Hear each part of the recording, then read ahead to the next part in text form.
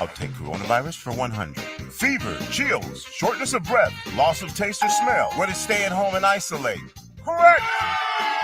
Coronavirus for 200. Inability to stay awake, persistent pain or pressure in chest, trouble breathing. What is seek immediate help? Correct! Coronavirus for 500. Crippling and potentially dead infectious disease eliminated the United States with vaccination. What is the polio vaccine? Correct! I'll take coronavirus for 700. The Daily Double! Should I take the coronavirus vaccine? Wait. Hold up. This is not a game. It's time for serious discussions. We have coronavirus vaccines, but not everyone is comfortable taking them. Here's the facts. Based on what has been proven about vaccines for other diseases, COVID-19 vaccine may help keep you from getting seriously ill, even if you do get the virus. Getting vaccinated also may protect people around, particularly those at greater risk for severe illness from COVID-19. We don't yet have all of the answers. Get informed, talk to your healthcare physician, and make the right decision for you. This is a message supported by the Washington State Department of Health. Mga kaibigan, ito po si Kuya Bert Kawili. And this is Miles Salvador from Australia. And I'm Norb Kawili, also known as Norbcam. Kung gusto niyo po ang latest news and events from the Philippines at yung local Filipino community, PhilAm Radio po. We play Filipino music and interview guests from all around the world. And I'll keep you updated on the latest Seahawks and sports news. Kaya always tune in PhilAm Radio every Tuesday, 1 to 2:30 p.m. Pacific Time on Rainier Avenue Radio App. And in YouTube and Facebook. Salamat po. Come on out and join us for Doug Baldwin's annual community barbecue, June 18th from 11 a.m. to 3 p.m. at Renton Memorial Stadium. Bring your friends and make some new ones. There'll be music and dancing, delicious barbecue for only $10 a plate, carnivals and games for the kids, and a whole maze of bouncy houses. You can even play catch with former Seahawk Doug Baldwin Jr. and his friends. And there will be a few other surprises. Bottom line, you really don't want to miss Doug Baldwin's annual community barbecue, June 18th, 11 to 3 at Renton Memorial Stadium. RSVP today to reserve your plate by going to uwkc.org. That's uwkc.org. Sponsored by the Seattle Kraken, Seattle Seahawks, and United Way of King County. This is Paul Pearson, host of Star Time. And when I'm not being reprimanded by traffic cops, I'm listening to Rainier Avenue Radio.world.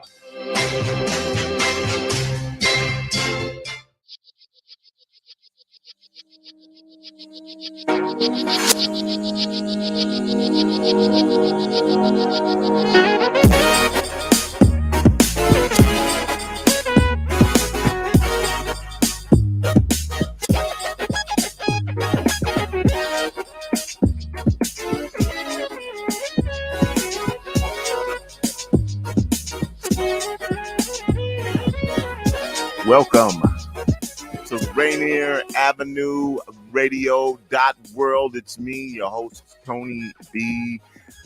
This is the impacts of the coronavirus on South Seattle and surrounding communities.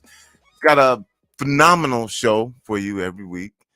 This week would be no different. We've been doing this since March 13th of 2020. This is June 2022. Coronavirus still impacts everything at the end of the day, and there are still a lot of things that we don't know about what this last 2 years has done. For sure, we know we were isolated and we couldn't gather. Very shortly, I'm going to be talking with Joe Burris, and we'll be talking about Doug Baldwin's annual barbecue in partnership with the United Way. Definitely stay tuned for that just in a couple minutes here. A couple of other things later on for your coronavirus program. We'll also be talking with Joaquin Garrett as CEO of Africatown as they're launching their community conversations with Land Trust Pioneer and creating thriving Black communities. We'll talk about what these community conversations will be, what some of the goals are, or just connecting you to make sure that you have access to get your voice heard during these community conversations. That'll be at 2:30, kind of working backwards here. At 2 o'clock, another an awesome show here. We're going to be speaking with a couple of folks. Dr. Jacqueline health guide professor at Seattle University, and Brandon Bledsoe is a research analyst.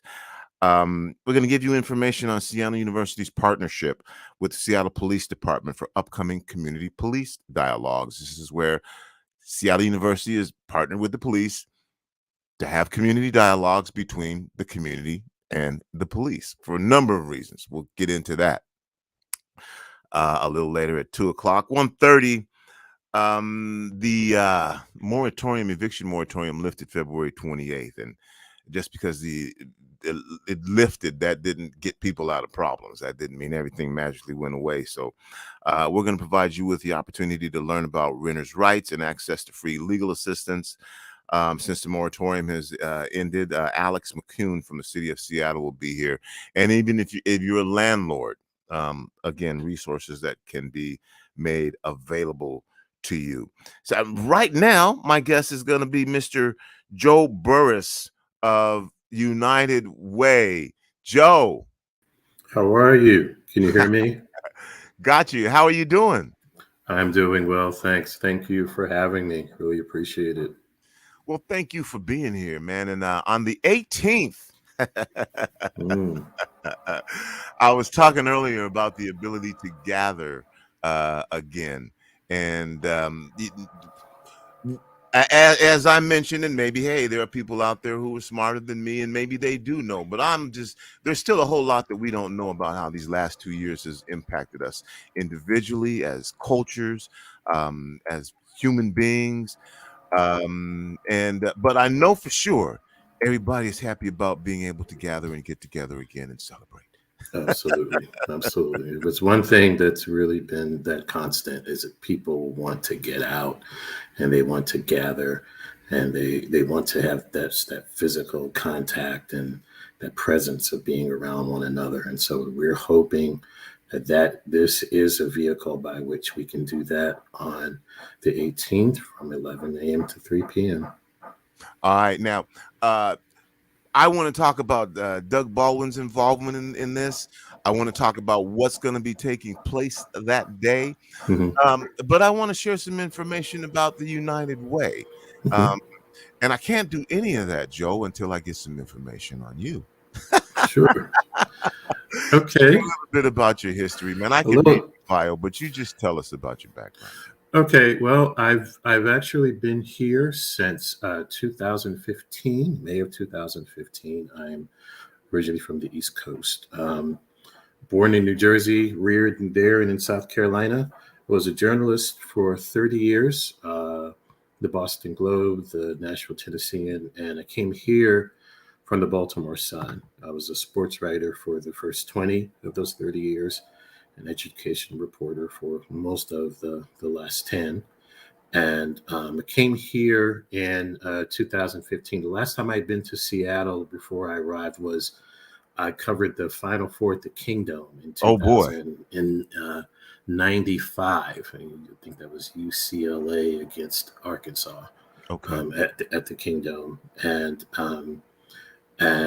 got a job at the Marguerite Casey Foundation, which is on 4th and Union.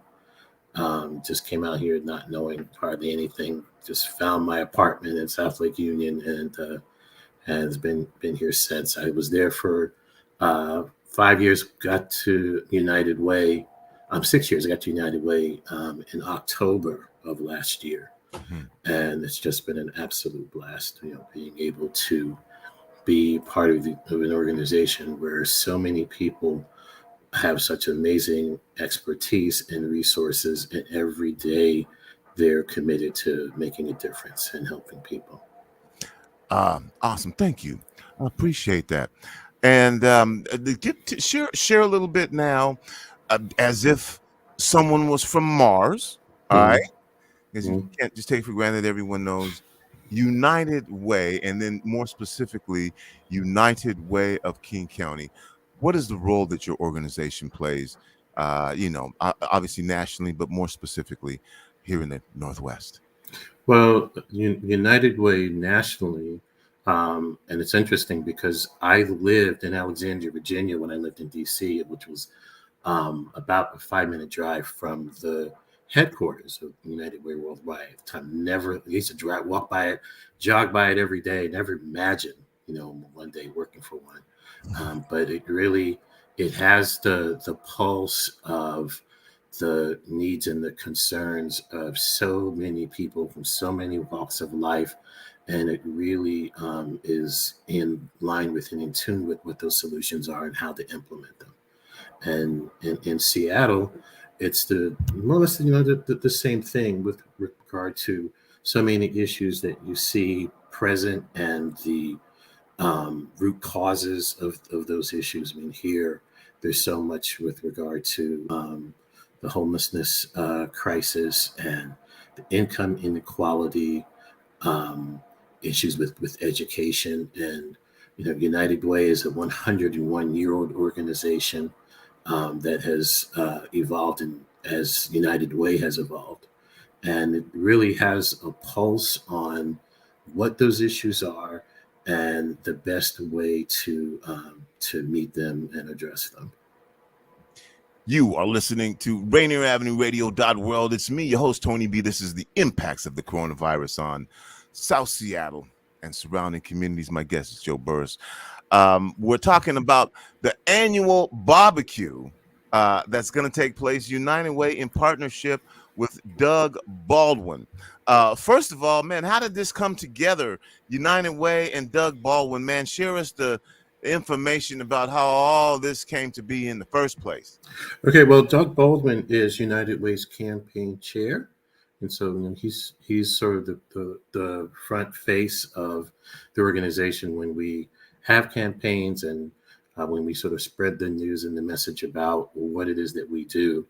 And I think it was his idea to just say, hey, look, people have been cocooned, for 2 years, and there's a real strong need to just get out and be around people with really no agenda attached. Mm-hmm. It's just like a backyard barbecue, county fair. The circus comes to town. It's really something that is going to be a magnet for people to just come out and have a good time. And he proposed that. The board just really went for it. And the effort and the work to really put it together and pull it off has been going on ever since. Okay, now let's get into some of the nitty gritty, mm-hmm. If you will, the what's taking place at the barbecue. You talk about just gathering and people getting together. Now, my understanding is this is an event where everything's not just going to be focused on one stage. Right. There are things and then I've had some insight. I've had to kind of see the schematic. There are things taking place all over Renton Stadium in the parking lot. Mm-hmm. Lots of different groups involved, lots of different activities. Joe, tell us what's happening, man. Well, I mean, the first thing we hope is that you get those aromas when you first walk by. I mean, we want you to, to just, taste and smell all the goodies that we have in store. So we have, I think, 4 or 5 barbecue masters: C. Davis Barbecue, Jack's Barbecue, Northwest Texas Barbecue, Smoking Pete's Barbecue, and Stan's Barbecue. All right, let's do that one more again for folks who may need to hear that, because that went by pretty quickly. Sure. And that's more than one barbecue. Oh, no, we're gonna bring it. So who are those folks again? Okay, C. Davis Barbecue. Okay. Jack's Barbecue. Northwest Texas Barbecue. Okay. Smoking Pete's Barbecue. And Stan's Barbecue. Wow, I know I interrupted you, man, but I thought that you were repeating. No, it's all good. And in addition to that, we're going to have tamales, Filipinx food, hot dogs, Heroes, Mediterranean food. We're going to have halal food, all types of desserts, including ice cream, cotton candy, popcorn, you name it. So I mean, so those are the eats that we're going to have. Mm-hmm. And in addition to that, we're going to have a mega obstacle course, 24-foot slide, Ferris wheel bouncer, a giant Jenga. We have someone coming in from a Lego that's going to build a Space Needle made out of Lego for the kids. Wow. 4 or 5 from scratch. Just yeah. Okay. Just from taking it up. Yeah. Taking up from the bottom. Star Wars characters, a hockey net, balloon artists, face painters. I mean, everything that you see when the fair comes to town, that's what we're going to have. Lots of music, DJing. We've got the Renton Black Student Union, a dance team that's coming. The Diamond Girls dance team that is with one of the former Seahawks, and I think they're out of Federal Way. They're going to be coming as well. So it's going to be a lot of energy, a lot of excitement, sight, sounds, and smells. I mean, I could practically see it right now. So we're just hoping that everybody come hungry and come looking to have a real good time. Well, this won't be the last time that we say this, but now that you've given us all of that information, let's get all the details about how to participate, where it's at, again, the time, registration that's involved, costs that may be associated with this, all of that vital information about this. Because I know at the end of the day, and I don't want to, burst the bubble. At the end of the day, I just want people to know everybody's going to eat. Everyone is going to come and grub. Okay. So no question about that. Yeah. So 11 a.m. to 3 p.m. on Saturday, June 18th at Renton Memorial Stadium. I think the the C line, the F line, the rapid ride goes right by there. And unlike so many other events you go to, there's plenty of free parking. If you're like me, you start thinking about parking before you leave the house. So there's plenty of free parking there. And one of the great things about it is that it's $10 a plate. You have to go on Eventbrite to sign up for it. But we have really 3 options. You can purchase a plate. You can donate a plate for someone else to receive, and you can receive a plate courtesy of someone else. So it's really that sense of you're going to be taken care of, or you'll take care of someone else, and which is also a part of community. Wow. Those 3 options. You see, I ain't got no shame, man. We're gonna be redundant here because I want to make sure folks understand at the end of the day, everybody eats. Exactly. And everybody's gonna eat. But if you are like, hey, you know what, I want to be part of the process of giving back, and passing it forward. Right. There's an option for you. This is for everybody. So again, how do you participate? How do you get down? How do you engage in this? Yeah. So again, $10 a plate gets you all the activities and everything that comes with it. You can purchase a plate for yourself, or you can donate a $10 plate for someone else, or you can receive one on behalf of someone who has donated. We've had plenty of donations. That's not going to be an issue. If you come that day, someone's already hooked you up. So please come on out. Wow. And again, and you know how I get down on Street Beat George. So you're not going to have any problems. We're going to say, oh, well, just a second. Those of you who have, if you come, you're going to be treated well, respectfully, and you're going to eat. Definitely. No, you're going to feel like community. You're going to feel like family. We really are looking for everyone to have a good time. We've actually talked to, we had a sort of a gathering of young people. We asked them, and look, what do you want to see? What do you think should be part of this barbecue? And so much of what we've done has been based on their feedback and their input. So, it's definitely a community event that has been, driven by some people in the community to give a sense of, okay, well, my thing was, what are you doing normally between 11 and 3? And what would make you change your mind and go here as opposed to whatever you might be doing, whether you're sleeping, shopping, whatever. And we came up with some stuff. And so we're hoping that you stop everything that you would normally be doing from 11 to 3 and come out and see us. All right. Again, where is this taking place? What time is this taking place? And how can you register in advance if you choose to? And for someone who says, you know what?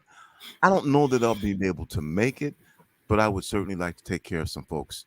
And by Sure. Folks, can you Sure. So Renton Memorial Stadium, and it's really conveniently located. And just go onto our website, unitedway.org. I'm sorry, uwkc.org, and you have to register there. It's really simple, and all the instructions are there too about the give a plate, donate a plate, purchase a plate, receive a plate. They're all there. Cool. And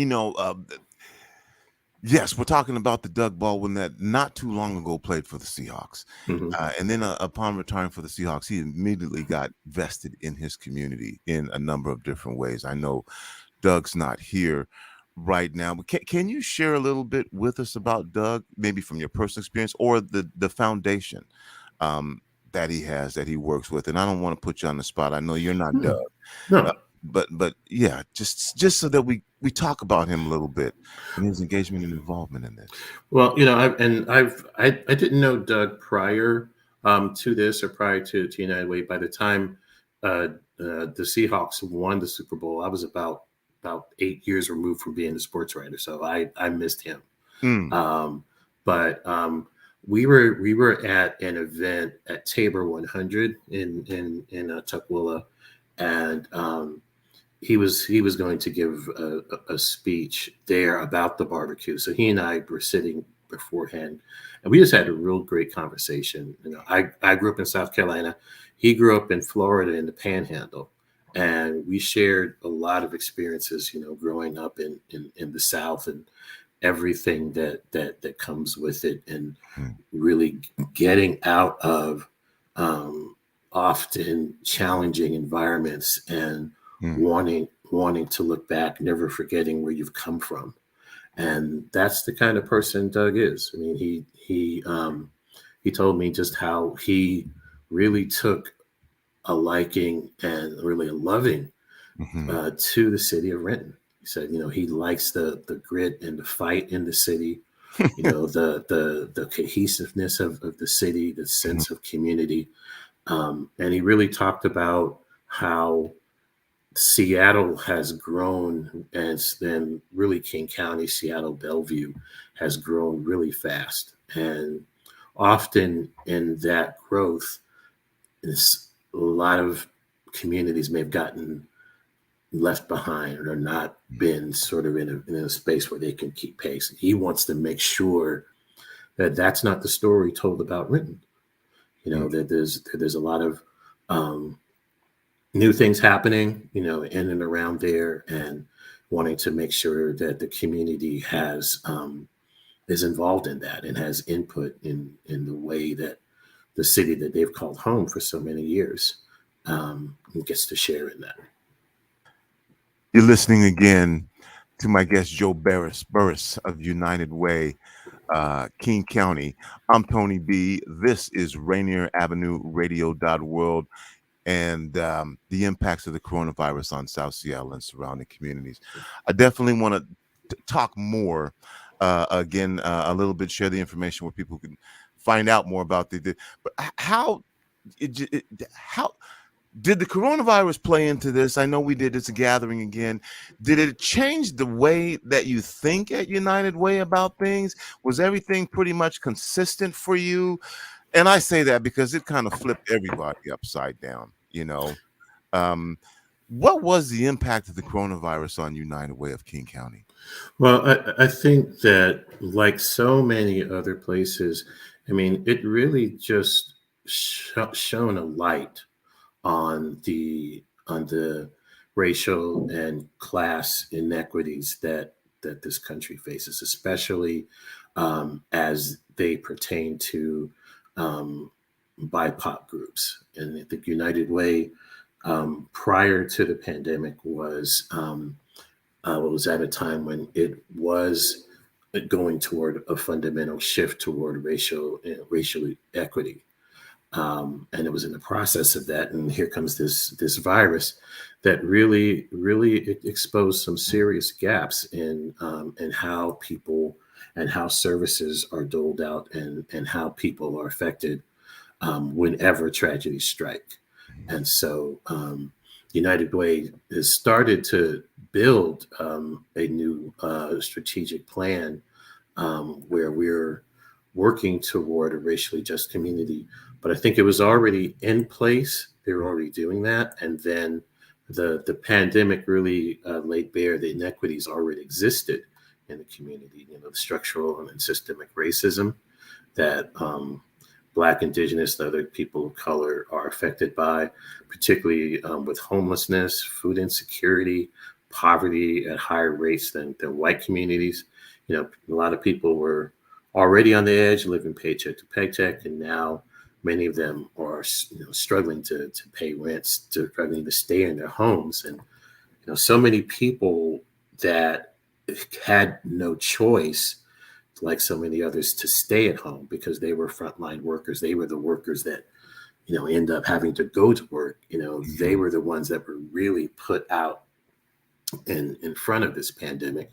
When you think about childcare and so many other issues that have really, again, I mean, they've always been there, but this really it exposed them. And so, thanks to broad community support in the past 12 months, we've been able to mobilize significant resources to provide emergency food and rental assistance to thousands of people. More than 20,000 households at risk of facing mounds of rental debt at the end of the eviction moratorium have received up to 9 months of back rent paid to property owners, and up to 3 months of future rent to ensure their stability. And then the great thing about that is more than 70% of those served were BIPOC-led households, reflecting our intentional efforts to support disproportionately impacted communities. Thank you, Joe. Man, it's always a great opportunity for me on this show to shine a spotlight on our service providers that did so much in the community, and from so many different areas. I got about a minute here. I want to give you the opportunity for final words. Anything that you want to say in about 45 seconds. The floor is yours. I'm stopping right now. Go ahead, Joe. Please come out, get your grub, get your taste, get your swerve, your Mac on. Come out to our barbecue on June the 18th, Renton Memorial Stadium. It's going to be a blast, and we want you there. And by the way, I'm the MC. Yeah, that's right. Yeah, I'm excited, and we'll be broadcasting live as well. More on that, Joe. Thanks. I will see you on the 18th. Thanks for the work that y'all do over there, and also thank Doug for the work that he's doing in our community. We'll definitely make that happen. Coming up, I'll be talking to Alex McCune, and talking again just a minute ago about the pandemic and its effects. Even when the eviction moratorium was lifted, well, that didn't end all the problems that folks were having. And you just heard Joe talking about 3 months extension, into the future. And not coming up here, you're going to be able to learn about renters' rights and access to free legal assistance since the eviction moratorium has been lifted. So stay tuned. We'll be back to share more with you right here on Rainier Avenue Radio .world right after this. This is Paul Pearson, host of Star Time. When I'm not explaining to my intern exactly what R&B is, I'm listening to Rainier Avenue Radio.world. Are you a small business owner in Seattle who was impacted by COVID-19? The Seattle Office of Economic Development is investing $8 million to connect small businesses to operating capital. The Small Business Capital Access Program will lower the cost of Washington State Small Business Flex Fund loans by paying down 25% of the loan principal. Eligible small businesses can borrow up to $150,000 with a 4% interest rate to cover expenses like payroll, rent, utilities, and supplies. Support Rainier Avenue Radio comes from Black Art Legacies, a multimedia project highlighting the vital role of Black artists and Black arts organizations, past and present, across the Northwest cultural landscape. Black Arts Legacies include video, photos, and written profiles highlighting 26 local artists and their unique contributions to the arts in Seattle and beyond. Visit crosscut.com/BAL to explore the artists, download podcasts, and more. This is your Rainier Avenue Radio.world community update on the new City of Seattle Community Resource Hub, a one-stop online shop for city resources and information. Supported by the Seattle Department of Neighborhoods, the Community Resource Hub can be found at seattle.gov/resource hub. It's an online portal of city resources, information, and tools to help community members connect and engage with city government and with each other. That is seattle.gov/resource hub. Hello, listener. What's important to you about what's going on in your community? Are you interested? Are you concerned? In any case, I invite you to tune into my show, Seattle Here and Now, on Rainier Avenue Radio.world. Why? I will be covering a wide range of topics important to you and impacting the community. Each show will have a special guest or guests to share with you information on a variety of subjects that are happening here and now in Seattle. I promise I will work hard to make my show informative, interesting, and entertaining. Be sure to listen to Seattle Here and Now on Rainier Avenue Radio.world. Turn up your radio wherever you at. We about to bring it. Street Beat with Tony B. Tony B will give you a chance to tackle local, national, and international issues that affect your community. Street Beat. Street Beat. Tony.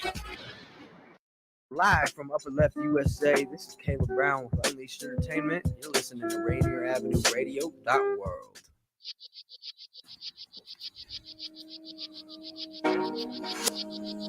Welcome back.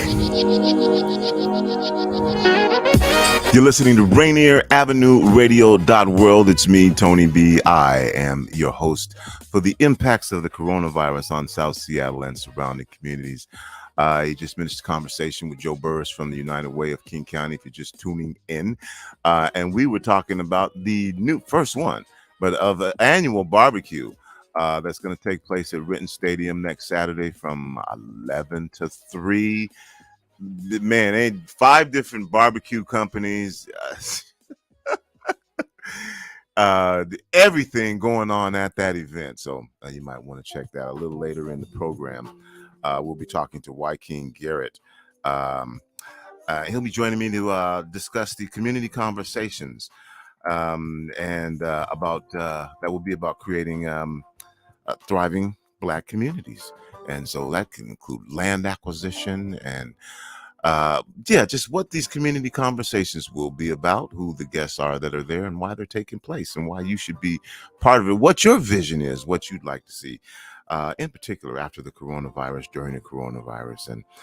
And that's at 2:30. At 2 o'clock, I'll be talking again with Dr. Jacqueline Helfgott and Brandon Bledsoe. Dr.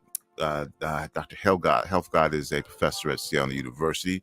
Brandon is a research analyst, and they're going to share information with us about Seattle University's partnership with the Seattle Police Department for community police dialogues. Once again, an opportunity for you to be part of the conversation about what's going on in your community, what you would like to see in your community. Right now, Alex McCune is joining me from the city of Seattle. We're going to talk free legal assistance, renters' rights, everything. Alex, how you doing?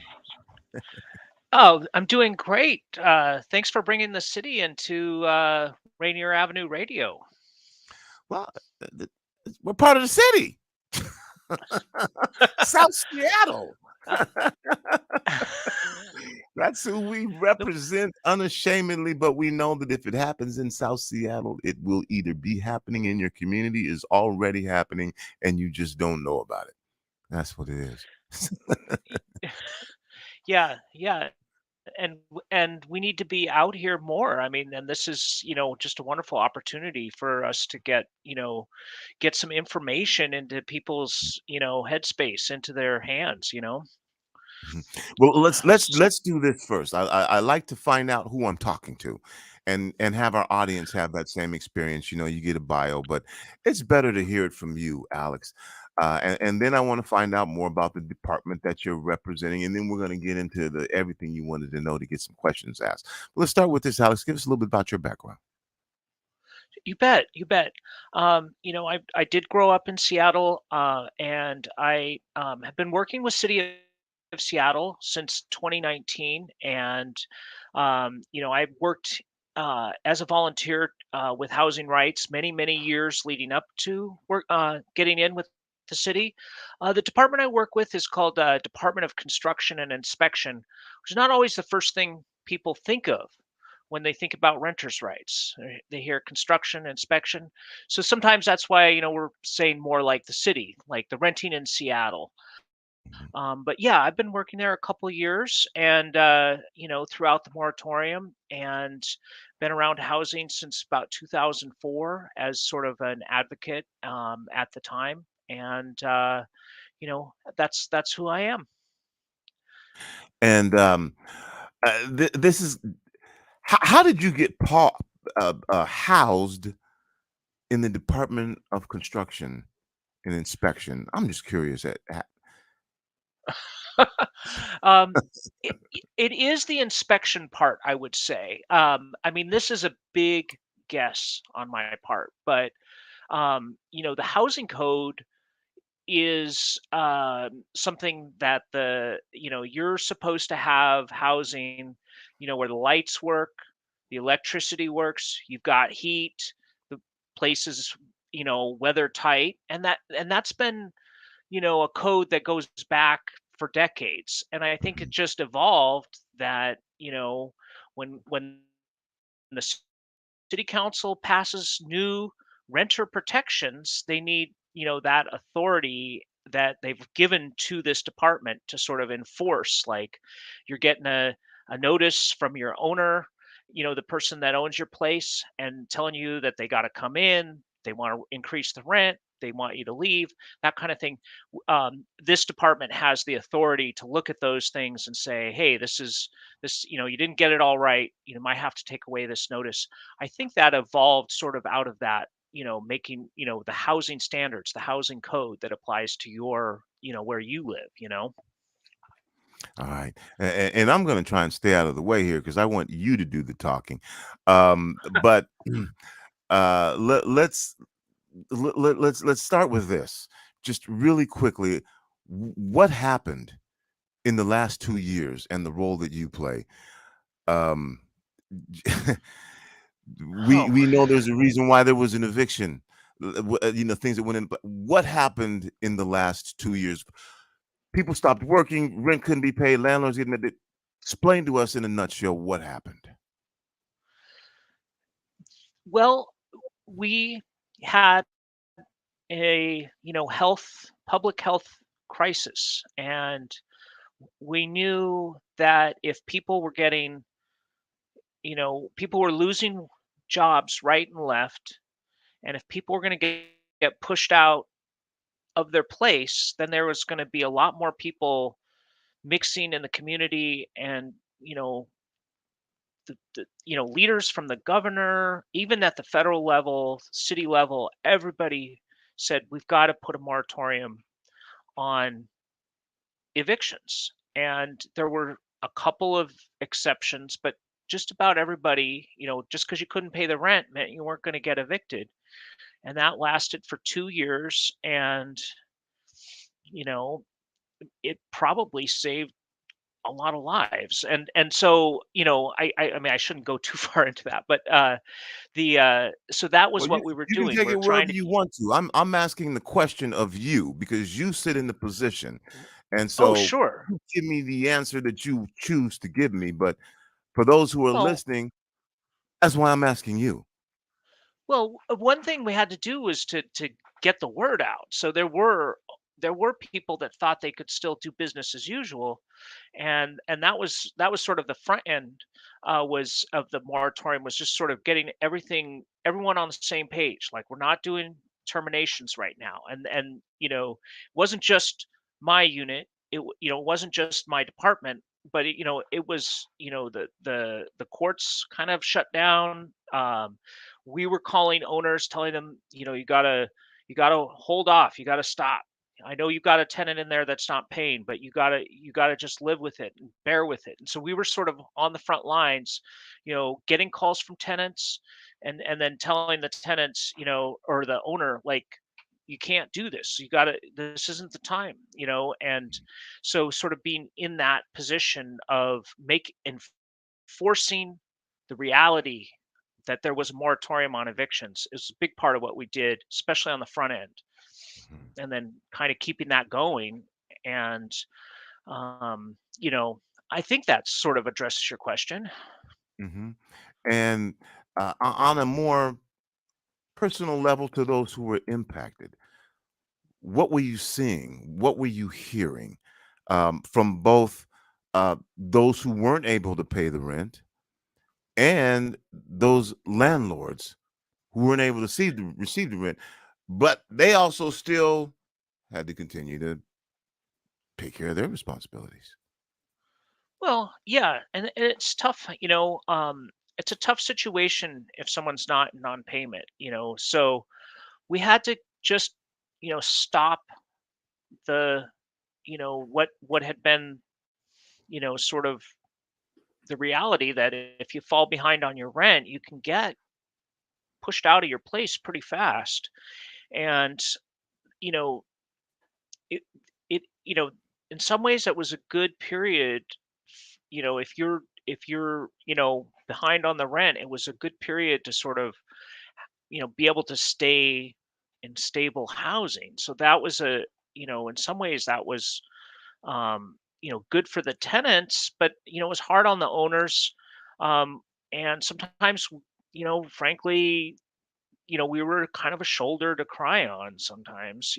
We'd tell the owners, this is what we're hearing about how long the moratorium is going to go for, and you know when it's going to be over. And we were also spending a lot of time preparing kind of for what's going to happen when we come out of this. It's going to be a shocker, when this kind of world that sort of came into existence for a couple of years kind of, you know s- co- comes to an end. My guest again, Alex McCune, City of Seattle. What's your job title, by the way? Oh, code compliance analyst. That's a mouthful. Code compliance analyst. Okay, but we're talking about what we're going to get to now. Now that the moratorium has been lifted, again, that doesn't mean that everything is back to normal and everything is resolved. This is what folks are really tuning in here. I knew we needed to share that information, but you've got resources available for folks who may be in positions. Let's talk about that. What do you have available for those who are listening right now who may be having, and again, I can go probably potentially through a number of different issues Hmm. that folks will have. And I would just rather have you take the stage right now, talk about the resources that you have available across the board for folks. Well, a big thing for us is that we have something called renting in Seattle. That's a search term that you can use on your phone, on your computer.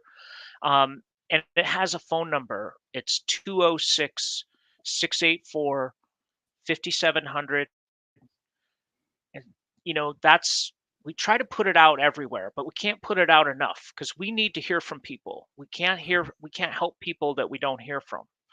And anyone that calls us that's a renter in Seattle, you got to be in Seattle. I wish that other cities had the same things, but 206-684-5700 gets you in touch with someone like me who's got years of experience in housing, is up to date on the latest rules, can tell you, hey, the owner of my place is putting this notice on my door. What does it mean? Like, I've got questions. I'm not sure that what they're saying is true, or that this notice is it right? Can they do this? Well, call Renting in Seattle. So that's a really important thing to put up front. Renting in Seattle, it's a good search term to find. Don't necessarily click on the thing about where to find rentals, but the Renting in Seattle through my SDCI and the phone number 206-684-5700, that gets you in touch. And it's not just my unit. I tend to have a specialty in like notices, pieces of paper that your landlord might be handing to you. But also, if you need a housing inspection, if something's just not getting fixed around your place, or you got a question about a noisy construction site next to you, or something like that, you want to call Renting in Seattle. And we've got interpreters. So, any community in the South End, any community in the city can call this number, and it doesn't matter what language you speak. And anyone that's a renter has these rights. And we know, I'm sorry if I'm filibustering here, but we know that calling the city when you're behind on the rent may feel counterintuitive, think, the government, I don't know, but we really are here to make sure that your rights are observed. You get your rights. And a lot of times we do find that that there's a problem with how the process is being handled. We can slow it down if there's a problem. We can make sure everything's being done correctly. We can get you to resources. We can make sure that that that something's not being missed. So again, Renting in Seattle, that's the place to call. Okay, so just real life questions. Moratorium's lifted. Yeah. Someone's landlord is saying, you got to go. You haven't paid. You got to go. Yeah. What can you do to assist that individual? Let's say it's not even an individual, it's a family or an individual. What calling you is going to do what? So let's say it is a notice that says you've got to leave. Like I need you out X amount of days from now. This end of the month, I need you out.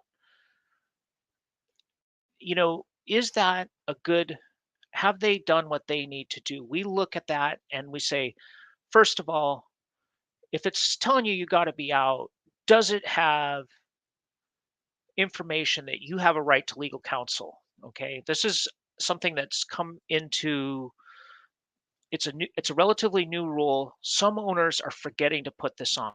We'll tell owners call us too. We tell them this stuff. But if a tenant gets a notice that doesn't have a statement about you've got a right to legal counsel, then that's a bad notice. We'd say, look, you got to take this out.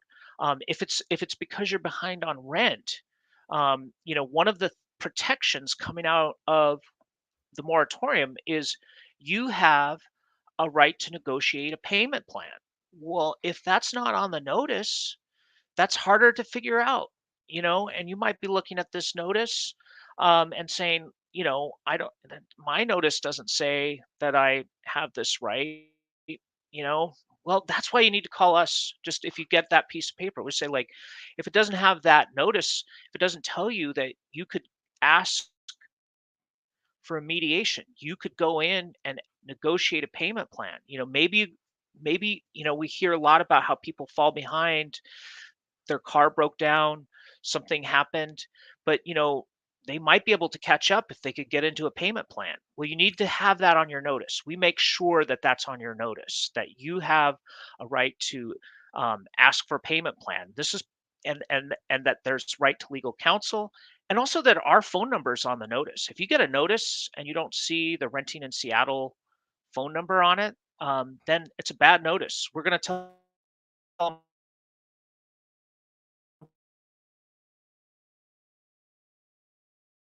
to take it away. We're just buying you a couple.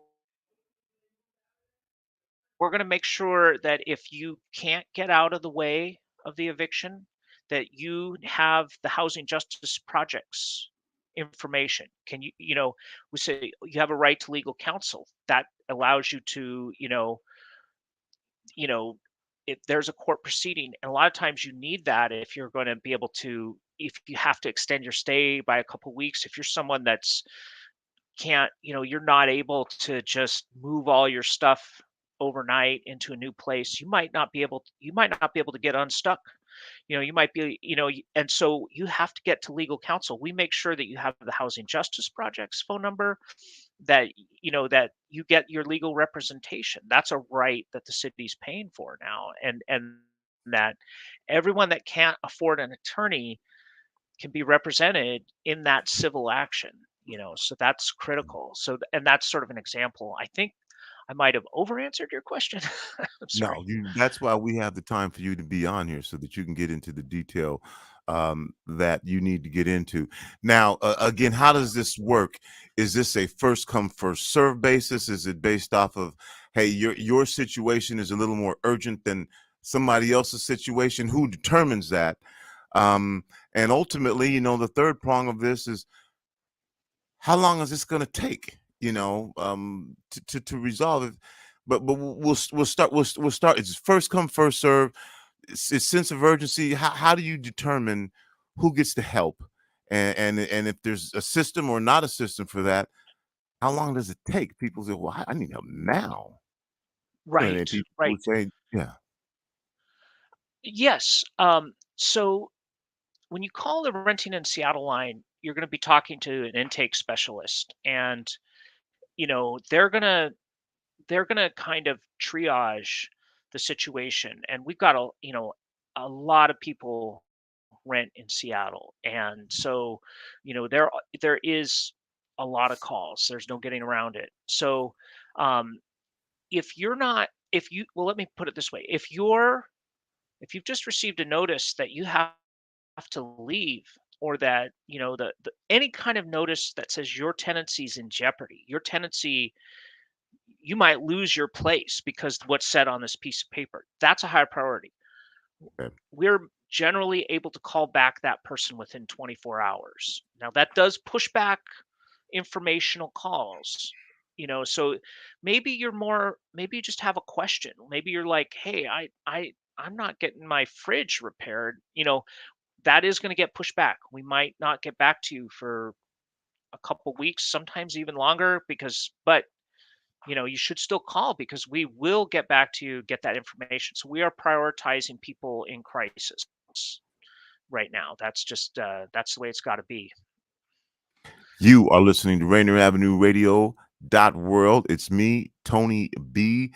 My guest is Alex McCune from the City of Seattle Department of Construction and Inspection. The eviction moratorium has been lifted.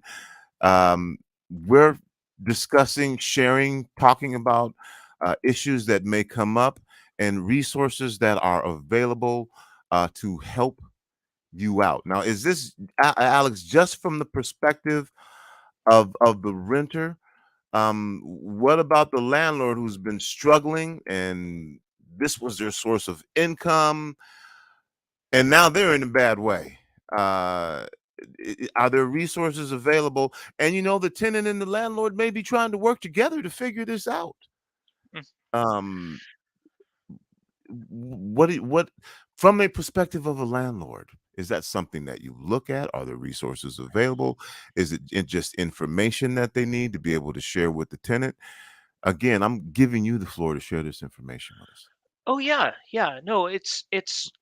I mean, a couple things on that. We always want anyone to call, and we talk to landlords, also, and they need this information because they're the ones that are responsible for giving the correct information. So it's important. If we are going to share the same information with the tenant as an owner, Like, for instance, you've got a notice, it doesn't have the right to counsel language on it. So then what happens?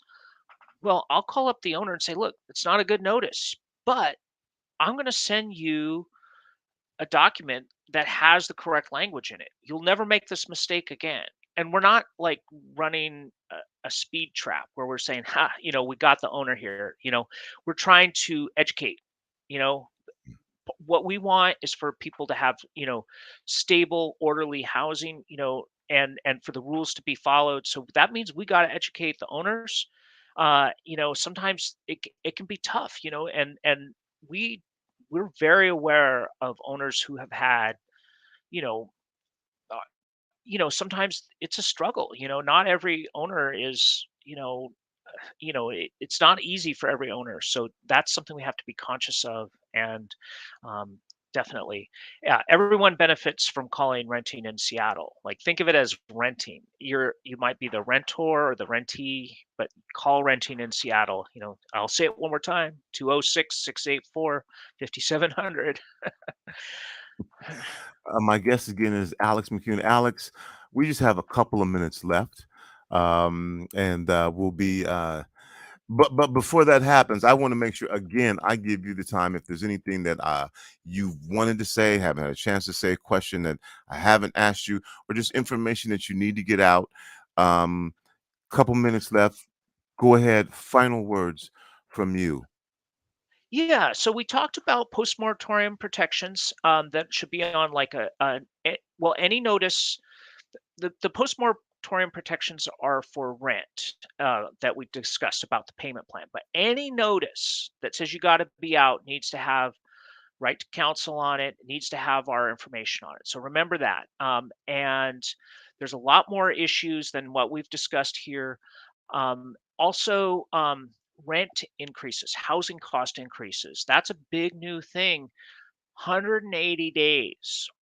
180 days. So everyone's adjusting to that, whether you're listening to this as, property owner or as a tenant. Remember, 180 days. And also, we do have something coming.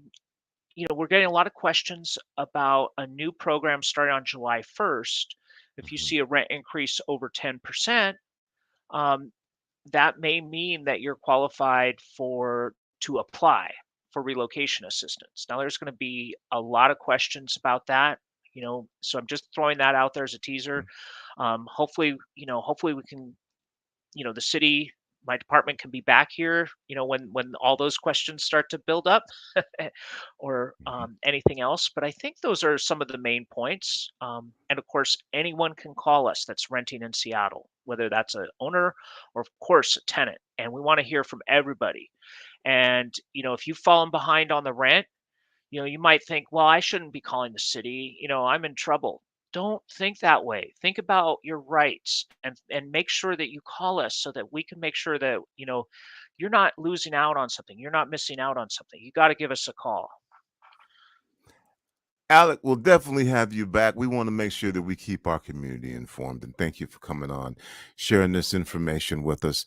And so, yeah, as this landscape continues to change and unfold, we're going to make sure that we're here for our community with the answers that they need. So thanks for coming on, man. Thank you so much, Tony B. You're listening to Rainier Avenue Radio .world. Coming up a little later in the program, we'll be talking to Joaquin Garrett, CEO of Africatown, about community conversations that are about to launch and what this means for the community, how these community conversations may engage and involve you and what you're looking for, some of the things that are taking place. Coming up next, I'll be talking to Dr. Jacqueline Helfgott, professor at Seattle University, and Brendan Bledsoe, as research analyst, about, again, upcoming community police dialogues, community conversations. This is a partnership between Seattle U and the police department. So we'll have more information with you on that as well. You're listening to Street. This is not Street Beat. I am Tony B, however, and we'll be back with some more right here on the impacts of the coronavirus on South Seattle and surrounding communities right after this. Rainier Avenue Radio, your community radio station will provide you with more information. Rainier Avenue Radio. Feel uneasy on your feet? Need assistance to walk? Do you use a wheelchair and want to stand more? What if you could stand stronger and feel steadier on your feet? What would this mean for your daily life and those closest to you? Join our dance-based walking program to improve balance, coordination, strength, and stamina.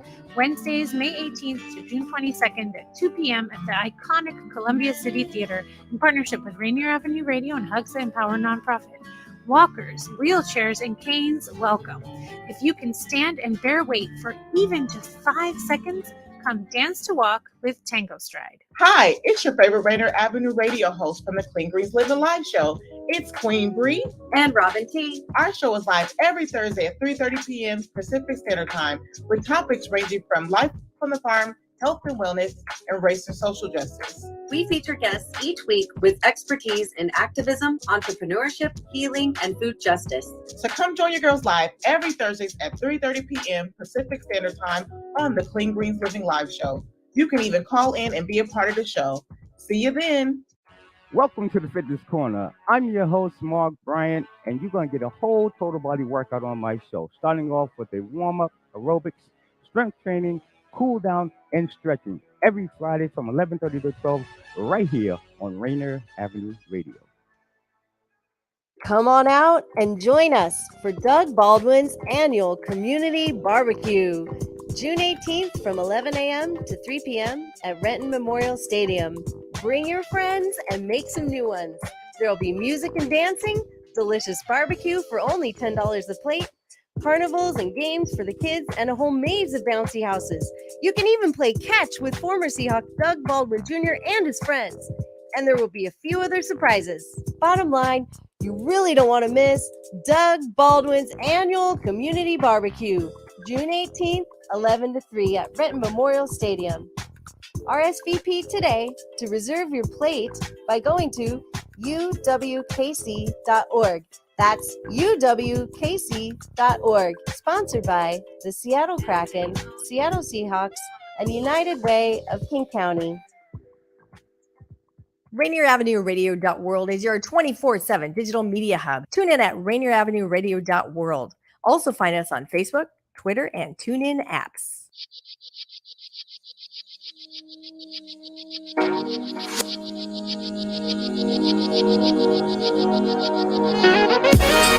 Welcome back. Rainier Avenue Radio.world. It's me, Tony B. I am your host. This is the impacts of the coronavirus on South Seattle and surrounding communities. We do this show every Friday between 1 and 3 o'clock. Started doing this on March 13th of 2020. Had no idea we would be here even 2 months later, let alone 2 years later. But coronavirus continues to impact pretty much everything. And 2 years into this, we are just beginning to understand in a lot of ways what happened during the pandemic and during those 2 years. And a lot of things got flipped upside down. Again, if you're just tuning in, you missed a conversation earlier with you, Joe Burris from the United Way. We talked about the United Way, how the coronavirus impacted the work that they do. And then Doug Baldwin's upcoming community barbecue, which will take place in partnership with United Way at Renton Stadium. We just talked with Alex McCune from the city of Seattle. The eviction moratorium was lifted. And but that didn't mean the problems went away. And so we shared some resources and some talked about some difficult subjects, but from both the renter and the landlord perspective. And so go back and check that out if you need that information. That should be available. Right now, I'm going to be speaking with Jackie Helfgott and Brandon Bledsoe. And we're going to talk about, again, community conversations. I'd like to welcome both of them to the program right now, both Jackie and Brandon. I'll start with you, Jackie. How are you? Good. Thank you for having us on. Thank you for being here. And Brandon, how are you doing? I'm doing great. I appreciate it. So I've been talking a little bit about, what we are going to share, but folks tune in when they tune in. So folks may be just tuning in right now. and so I'm going to just again kind of summarize what it is. You have a partnership with the Seattle Police Department at Seattle University. Um, and you're here to answer these questions, but ultimately at the end of the day there will be community conversations that take place, and you're looking for the community to become engaged and involved in these conversations. Yes, we are. Yeah, we've been partnering with Seattle Police since 2014 on the Micro Community Policing Plans initiative, and as part of that, we do the annual Seattle Public Safety Survey. And when COVID started, we started doing virtual weekly community police dialogues. And so we're here because one of your listeners in one of our dialogues actually recommended that we reach out through you. We're really hoping to get more people to participate from a diverse communities around Seattle, because this is an opportunity to engage in conversations directly with police about issues that matter to people around public safety. Well, we are Rainier Avenue Radio. We unashamedly, unabashedly represent our community of South Seattle, which is, many folks say, one of the most diverse, if not the most diverse in the country. Definitely the opportunity to have our community be involved and engage in conversations as opposed to having it land on us. I want to make sure that we get the word out about this. So, but I'm going to back up a little bit here because I want folks to know who the both of you are. And, I can read a bio, but I just find it more interesting to have y'all share this information. Brandon, I'm going to start with you this time. I said research analyst. Tell us a little about yourself and your background. Yeah, so I'm going to be entering my second year in the Masters of Criminal Justice program at Seattle U. I have a bachelor's from UW-Tacoma in psychology and criminal justice.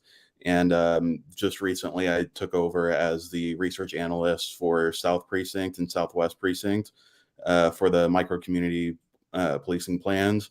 So I'm getting started on that, and I'll be the analyst for the next year.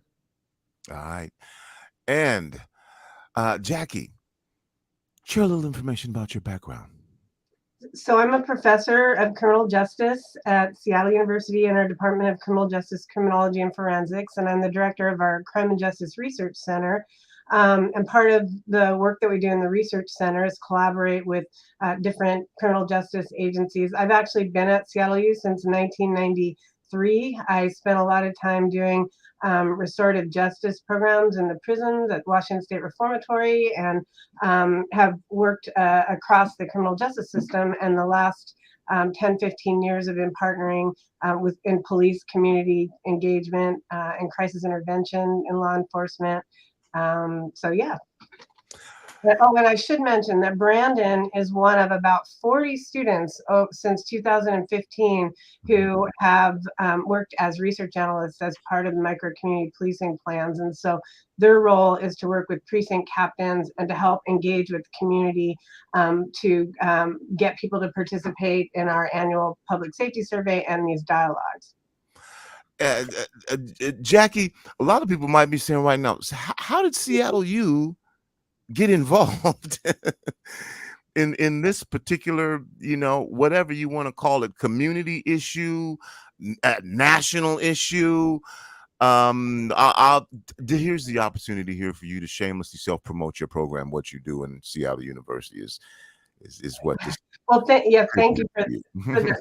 We actually have, anybody who's interested can get on the Seattle University Criminal Justice website and learn about our programs. We have about 260 undergraduate students, about 100 graduate students, and a crime analysis certificate program.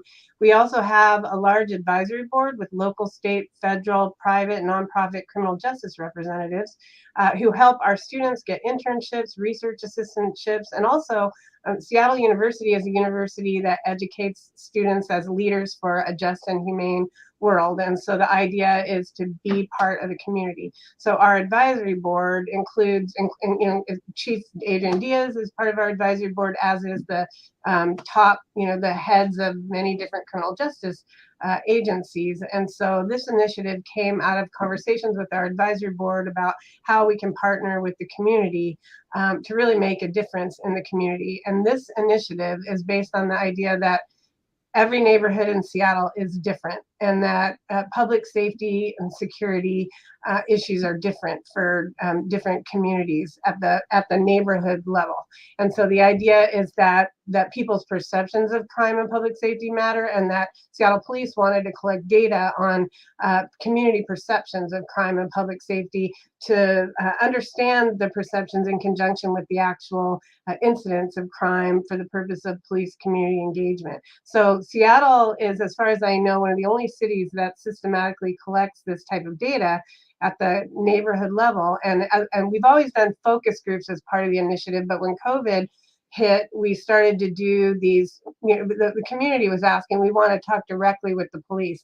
And so then we started to do these virtual weekly dialogues where we've had about half police, half community members, and ranging anywhere from 5 to 20 police, 5 to over 20, 30 community members in the different precincts. But one of the criticisms that we've had with the survey and the dialogues is that, the majority of people that respond to the survey are, white and of a certain age range. We statistically weight the results to give more weight to people in demographic groups that are underrepresented. But even in the dialogues, we don't just want people who are pro-police or from a certain demographic neighborhood. We want to, this is an opportunity to have a dialogue with not just police at all levels and ranks. We have from line staff up to command staff in the dialogues, but we also have new recruits. They have a before the badge program now, where people who are hired by SPD prior to going in a basic law enforcement academy get 45 days or so of training. And part of that training is engaging with the community. So the recruits are part of our dialogues as well. But the dialogues are only going to be as successful as the people who participate.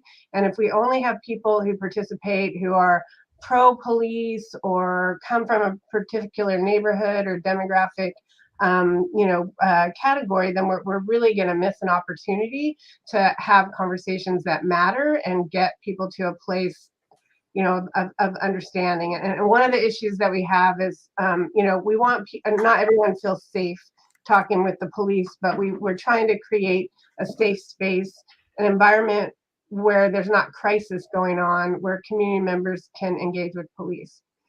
And Brandon co-facilitates the South sessions. So.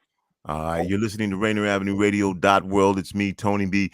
I was going to chime in there with a question, but Brandon, I'm going to give you an opportunity to. You look like you wanted to say something here, so go ahead and chime in before I get started again.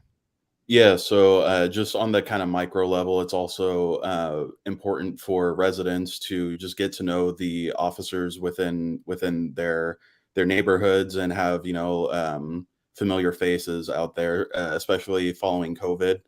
There was a lot of disconnect between the officers and the community just because everybody was so isolated. So this is a great opportunity, especially with a lot of turnover in SPD lately. There's new officers that are coming in. So it's a great opportunity for the community to really get to know officers that have been there for years, as well as new officers. And then, as Dr. Helfgott mentioned, we have new recruits that are starting here too, that are the future of policing in Seattle. So it's a great opportunity for people to engage with current and future police officers.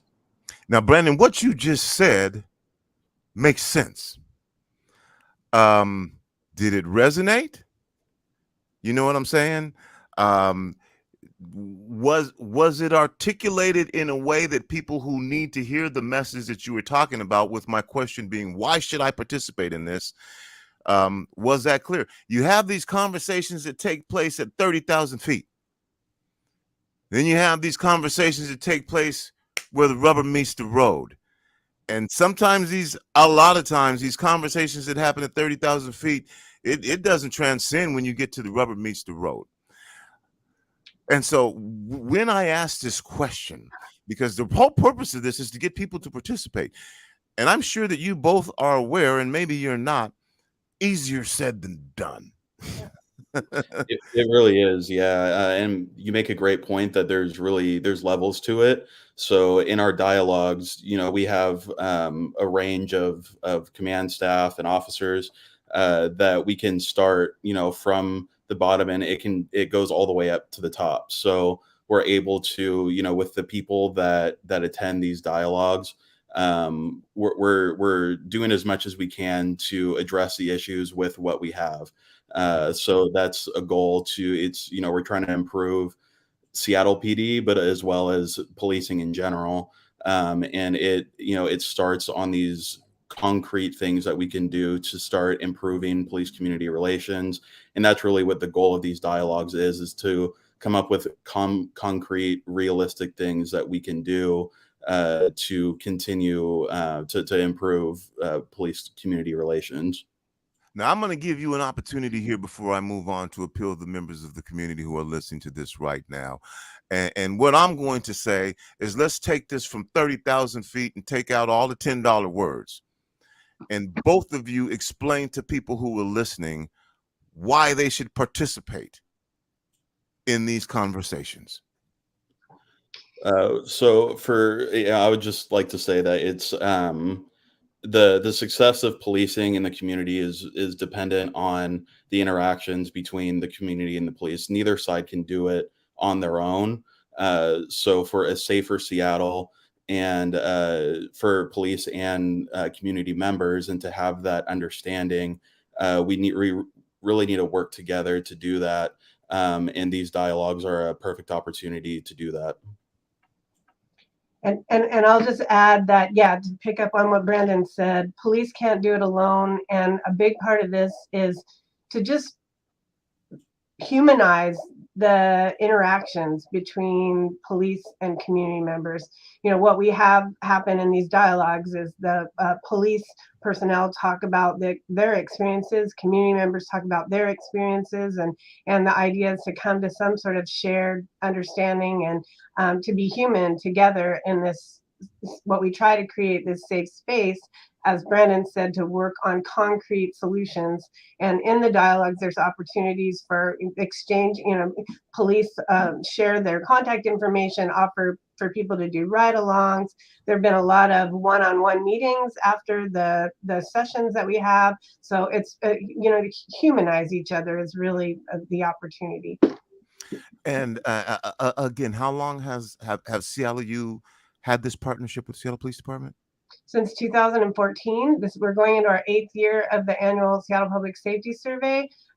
We've done focus groups for the first 6 years. This is our 2nd year doing virtual community police dialogues. And the dialogues are organized around a restorative justice encounter-based sort of dialogue framework to again, create a space where people can talk about what matters to them.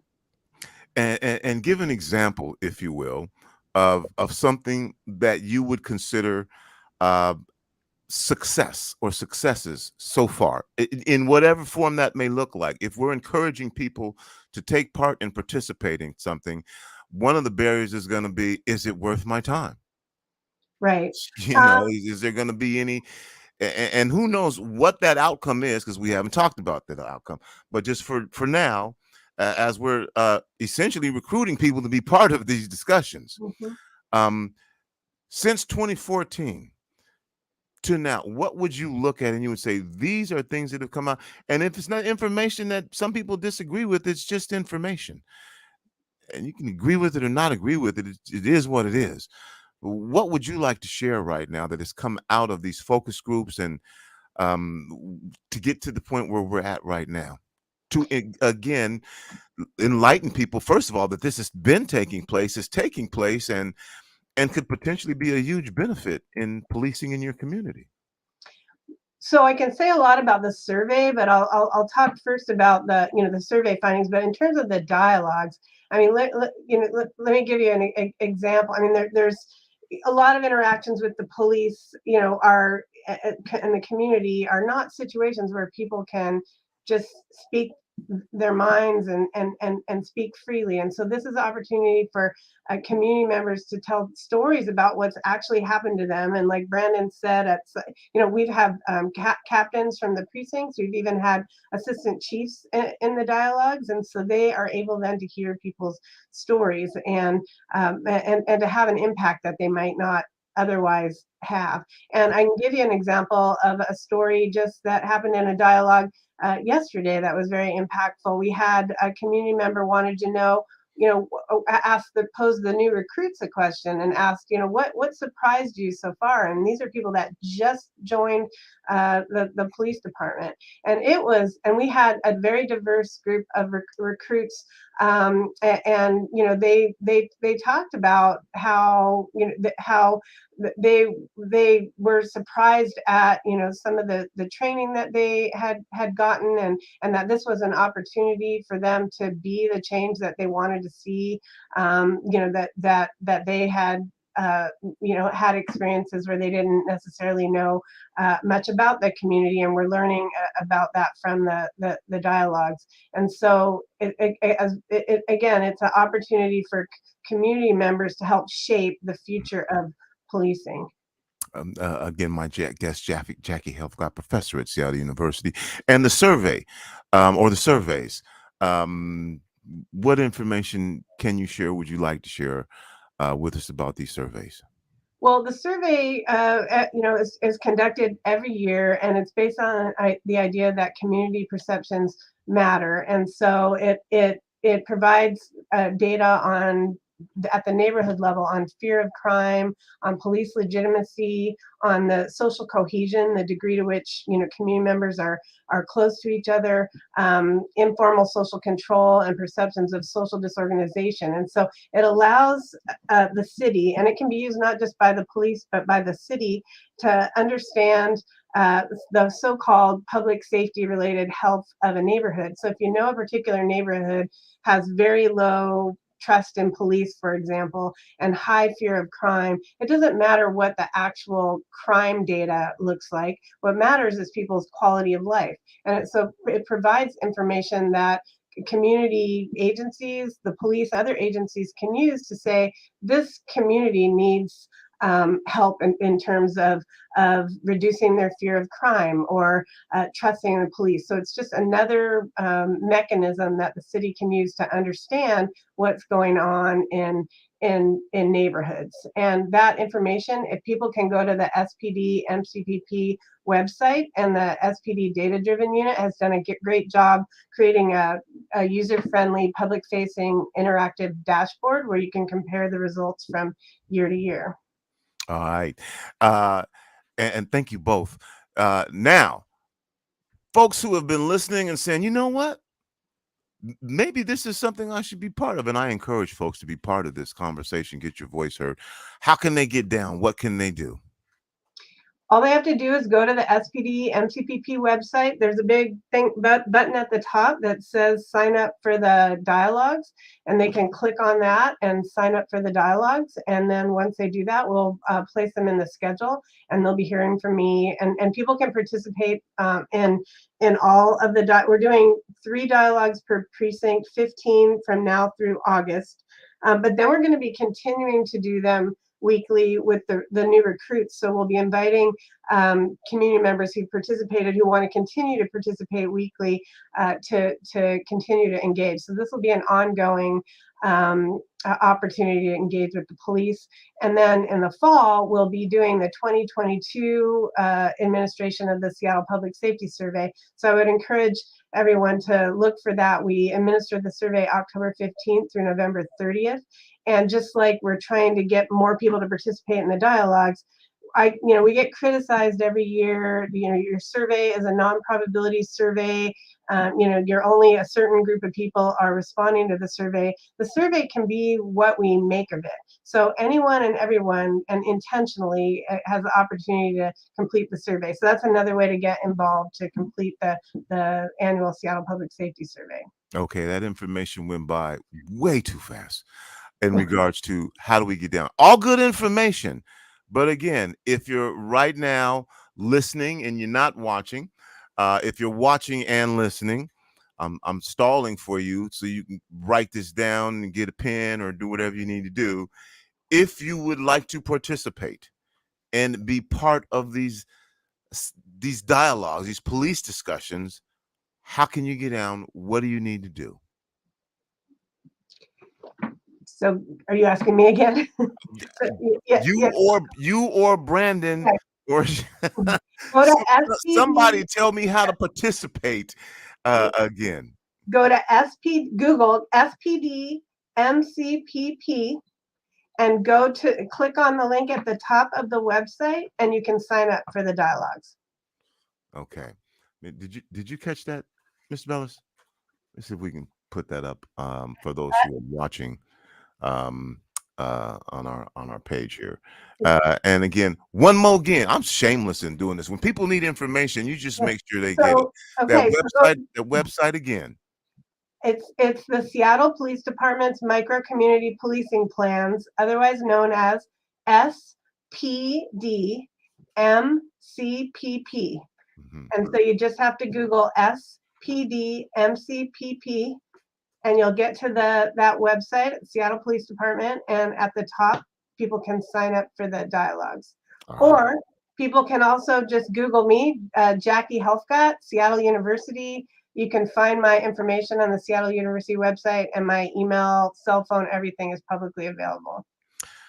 I'm just really glad that we had the opportunity to have this conversation so that our community members, can know that they have the option in participating in these police discussions, but then also shining a spotlight on Seattle University as well and the work that you're doing and the students are doing within our communities. Just got a couple minutes left, and I want to give both of you an opportunity for final words. Whatever you want to say in whatever voice you would like to use to say it in. Brandon, I'm going to start with you. And give you about 40 seconds, 50 seconds for final words. Thank you, Tony. I just encourage everyone, again, please go to the link, sign up.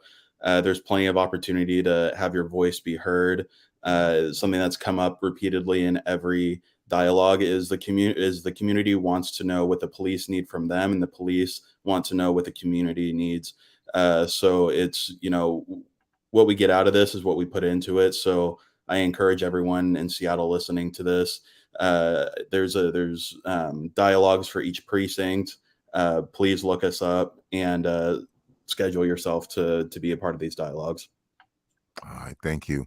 And Jackie, thank you for being on the show as well, Brandon. And Jackie, same opportunity for you. Anything, whatever you would like to share with our audience listening right now, and then of course some folks are watching and listening on our various social media platforms. The floor is yours.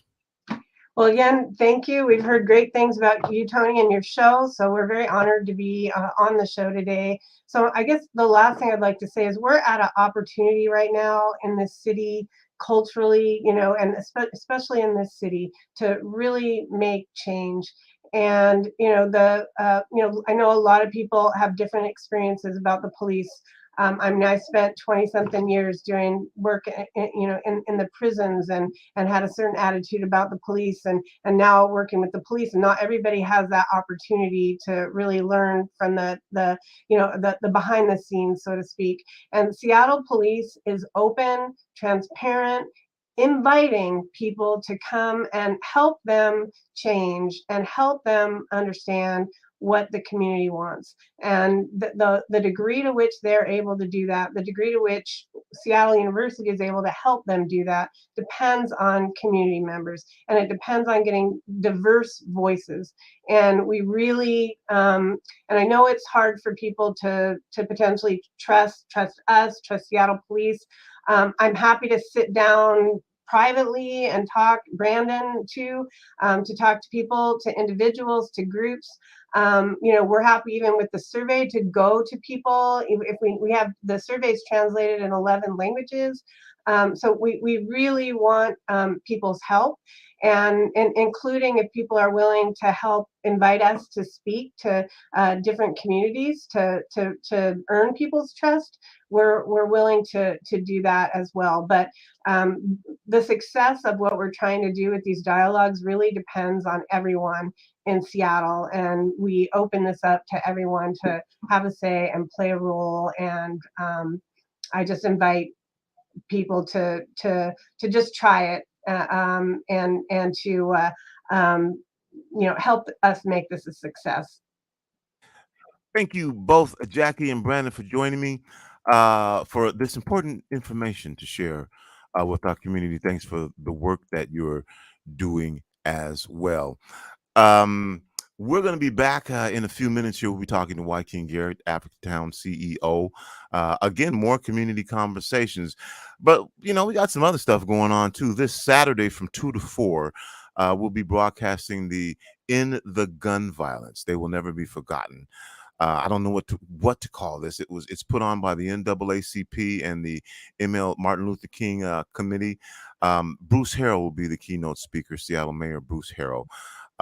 It's an event to end gun violence, and that's from 2 to 4, and it's taking place physically at the Martin Luther King Park, but we'll be broadcasting live here on Rainier Avenue Radio, so you can tune in and watch over our various social media platforms, or just listen to be part of this conversation and hear what this is all about from 2 to 4.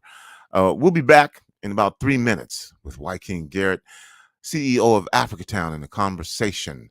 Again, community conversations that will be taking place to create thriving Black communities right after this. You're listening to Rainier Avenue Radio.world. Check us out on social media, Facebook and Instagram, Rainier Avenue Radio.world, and on Twitter at Rainier Av Radio. Support Rainier Avenue Radio comes from Black Art Legacies, a multimedia project highlighting the vital role of Black artists and Black arts organizations, past and present, across the Northwest cultural landscape. Black Arts Legacies include video, photos, and written profiles highlighting 26 local artists and their unique contributions to the arts in Seattle and beyond. Visit crosscut.com/BAL to explore the artists, download podcasts, and more. Yo, what's good? It's D Money, and you should definitely check out Fresh Juice every Wednesday, 9 to 11 Pacific, right on Rainier Avenue Radio. With pint-sized Patron, P-Treasy to Don, y'all be sure to clean your mirrors as we play brand new hip-hop and R&B from locals and worldwide. It's ID Yourself, aka Malcolm Flex. Make sure you check out Fresh Juice every Wednesday Pacific Standard Time from 9 to 11 p.m. And to get those exclusive interviews that we be doing. Sipping a brand new fresh juice every single week. Every Wednesday, 9 to 11, Rainier Avenue Radio. Yeah. This is your Rainier Avenue Radio.world community update on education companies offering free subscriptions due to school closings. You can access a list of over 1,000 free education resources at www.amazingeducationalresources.com, and also join the Amazing Educational Resources Facebook group. On Rainier Avenue Radio.world, look for the Change Your Food, Change Your Life show. I'm Dennis Weaver, your good food guide and host, helping you to feel good and look good, and who wouldn't want some of that? All that and more from the Change Your Food, Change Your Life show on Rainier Avenue Radio.world. Stories, songs, and guests. Begin living the organic good food life, and the rest of your life just may be the best of your life. Oh, what's up, baby? To your help. Northwest Film Forum's Collective Power Fund is now open for grant applications. Grants are starting at $2,000 up to $10,000 for individual or artist collectives. The annual grant cycle focuses primarily on supporting art that incites public dialogue, pushes boundaries, explores genre fluidity, speaks its truth through an authentic perspective, and is often non-traditional, anti-institutional, socially responsible, or disruptive of any existing structures and conventions. Learn more and apply at collectivepowernw.org. Would you like to see when your favorite Rainier Avenue Radio show comes on? Check out our show schedule, updated weekly at rainieravenueradio.world. Welcome back to Rainier Avenue Radio.world. It's me, Tony B., your host of the impacts of the coronavirus on South Seattle and surrounding communities. If you are just tuning in earlier in the program, we had Joe Burris from the United Way of King County talking about the impact of the coronavirus on United Way of King County and the work that they do and how they do it. And we also talked about the upcoming Doug Baldwin Community Barbecue that's going to be taking place, and shared information about that. A lot going on. 5 different chefs, and the bouncy houses, playing catch with ex-Seahawks, bunch of stuff going on June 18th from 11 to 3. With that, you also missed a conversation that we had with Alex McCune from the city of Seattle. The eviction moratorium was lifted, and that didn't end the problems associated with for both renters and landlords. And we talked about some of the resources that were available, what you can do as a renter, what you can also do as a landlord, how you can work together to resolve some of the concerns that are coming to light now, that when you do what happened with the eviction moratorium were bound to happen when it was listed, but there are still resources available and actions that you can take and ways to protect yourself. So go back and listen to that. And just finished speaking with Professor Helfgott and Brandon about community police conversations that they want to get more community engagement and involved in. And yeah, there's always a lot of reasons why folks choose not to engage in these conversations, and that's understood. But I wanted to make sure that you knew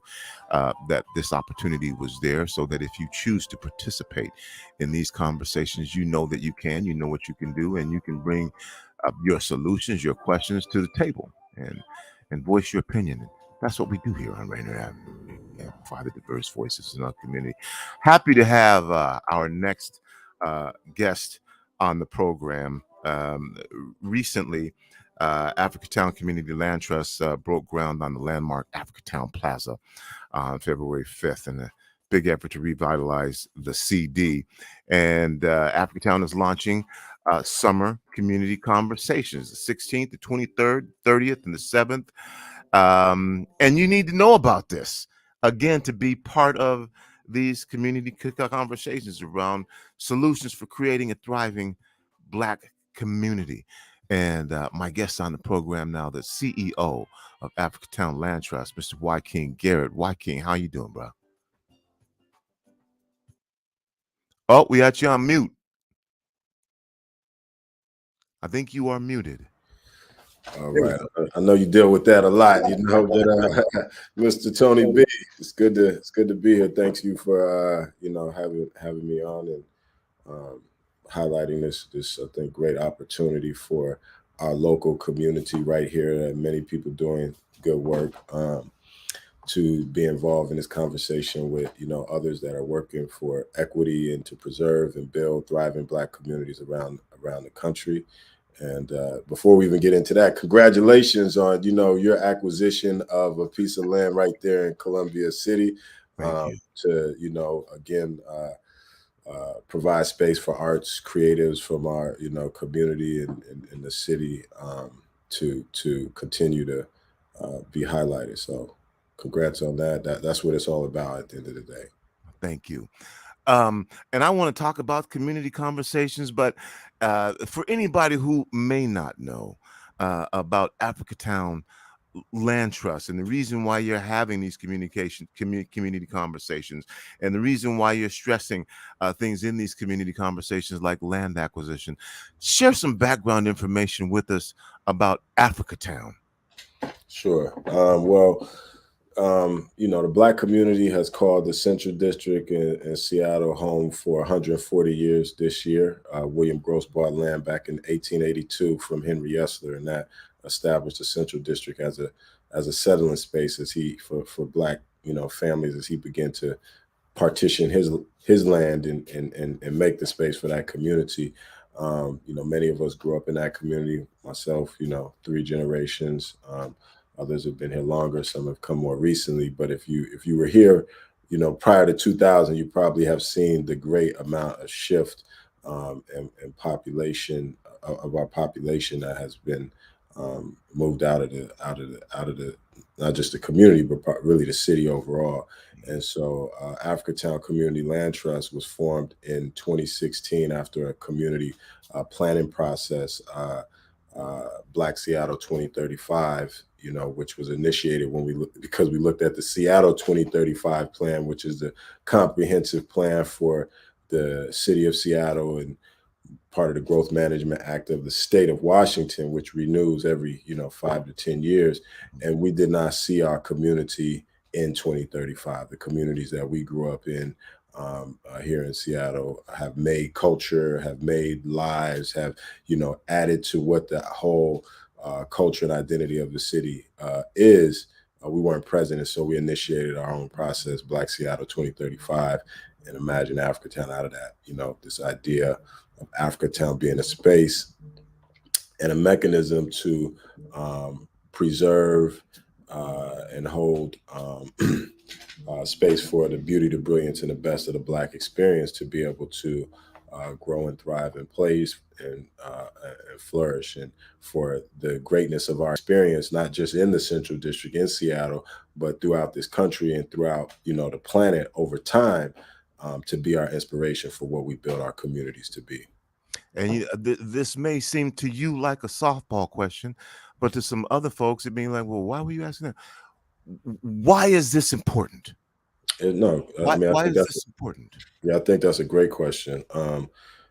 It's about the future and what type of city even Seattle is going to be. What type of country is it going to be, inclusive of our communities that have been here, or is it going to just be more and more exclusive, one class, city which is only accessible to a few? So I think the importance of reparations, meaning repairing and restoring, people and communities that have been harmed over, decades or centuries of policies and practices which have prevented us from, certain economic mobility, growth, and overall really well-being. So it's not just economics, right? But there's a trickle effect all the way down to our individual health outcomes and life expectancies from these various different policies and practices. And it's very important, that things are done, work is done, specific intentional actions are taken to repair, restore, and balance out the effect of things that have caused so much inequity in our cities and society. You're listening to Rainier Avenue Radio .world. It's me, Tony B. This is our presentation of the impacts of the coronavirus on South Seattle and surrounding communities. My guest is Y. King Garrett, CEO of Africatown. Africatown Community Land Trust announced Summer Conversation Series featuring national experts and pioneering land trust movement. Now, this is a 4-part virtual conversation series that aims to answer the question, how do we create thriving Black communities by exploring strategies from Black leaders across the country? This is why we're here. This is why we wanted to have this conversation. Let's talk about it. The Summer Conversation Series. Everything. And I'm going to give the floor to you. How did this come about? And again, how do folks take part in this? Is this virtual? Is it going to be physical? I don't want to just fire a whole bunch of questions at you, because I'm going to give you the opportunity to fully explain all of this. And then again, what are some of the goals that people will hear about, find out about, even be able to share their own vision that will help move this into the action of doing something, again, about what we're talking about here, thriving Black communities? Yeah, absolutely. So the conversation came about, for us, our work is rooted in the Central District, but it's not just about the Central District, right? And the Black community that's been in the Central District. We have the south end of Seattle. We have, Skyway, Renton. We have new communities new areas where our community has been displaced to. And then we have this issue that we're dealing with: gentrification, displacement, economic, ethnic cleansing, not just happening in our city, but this is a national issue, right? And so you know, redlining, that wasn't just the central district, right? That was a national policy, right? And so oftentimes, even though what we're dealing with is national and maybe even international, you know, we are siloed in addressing these issues. And what that denies us is the opportunity to benefit from the brilliance and the progress that our community members, you know, in other places may have had, you know, as they're addressing these situations. And so as our work continue to become more of a national interest and be noticed on a national level by other, you know, Black communities facing the same thing. And, you know, we had the opportunity to travel different places and connect with folks. And we're seeing the, you know, the similarities, and we're seeing where they're having, you know, success or experiences that that we can learn from. And we have some, you know, successes and experiences that they can learn from. So just creating an opportunity for that exchange, that knowledge exchange, to happen, that collective learning, so that it can accelerate all of our work and we can have the benefit, you know, of all of our brilliance, you know, being brought to bear. And so just over time, you know, building relationships and seeing the, you know, folks doing great work in other places and wanting to just bring the opportunity for our community locally to hear about the work, you know, and learn from it and highlight it around these aligned principles. We thought that would be a value add, you know, to our community, as well as just, you know, just to, again, expand it to a national conversation and make the connections between our various communities. So we have, you know, Shirley Sherrod, amazing. I mean, we just happen to have 4 amazing Black women that are doing great work across this country, across generations. Shirley Sherrod is the co-founder of New Communities, Inc., which was the first actual land trust that was established here to support Black farmers in the South, you know, and kind of was the foundation. And so connecting, you know, that legacy and what was the intention behind that, and why land trust can be a vehicle to empower, you know, our communities, and to, you know, getting that wisdom and experience, you know, from her, who's had a decorated career, you know, even outside of that, is value. So just the roots of this as a tool, right? One tool, the land trust is one tool, and having that conversation about where land trusts are, where they can go, where they've been, and then talking about preserving our communities and cultural heritage through affordable housing, and particularly in the places where, you know, like Seattle, where the costs have just, you know, skyrocketed, right? And is completely, you know, out of the reach of the average median income for Blacks in our community, and how affordable housing can not only, you know, provide affordable housing, but also, you know, when we think about our project here with the Liberty Bank building that opened in 2019, and not only is it providing residential housing that's allowing people to come back or stay in the community that were being pushed out because of the cost of rent, but even commercial space. So, you know, businesses like Communion, which is now just in, you know, 2 years of existence, world renowned, right? Earl's Cuts and Styles, been on that corner 30 years as an institution in the Black community. And now Cafe Avo, which just recently opened, you know, and so the importance of those being cultural spaces as well as economic engines, creating jobs, right? Creating opportunities for generational wealth, for ownership, and how that is being leveraged through affordable housing. So Krista Stoneham is a CEO of the Houston Land Bank, and we'll be having that conversation about that and the work that they're doing there in Houston, you know, in areas like the 3rd Ward and the 5th Ward, where again are facing the same issues as our community. And then we're talking about building Black Wall Streets with Marimba Malines, who's the president and CEO of Hill Community Development Corporation, which the Hill District is basically analogous to the Central District. It's the historic Black community, you know, there in Pittsburgh, and the things that, you know, that her work in revitalizing the community, but keeping the historic community present and how, supporting small businesses, providing space for those businesses as communities are developed is so critical. So, and then finally, we will have Mama Shu, who's the founder of Avalon Village in Detroit, the Highland Park community there, and how arts, and I know this is right up your alley, and